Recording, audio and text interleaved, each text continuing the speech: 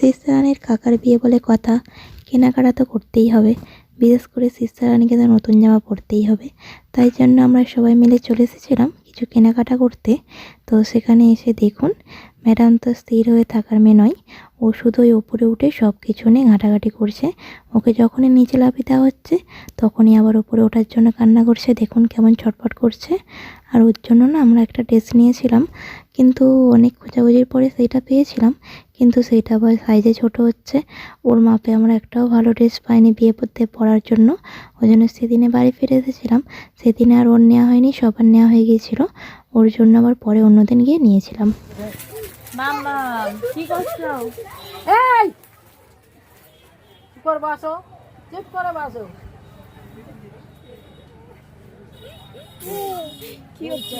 কি হচ্ছে? দুষ্টু দুষ্টু। Bye bye tata good bye.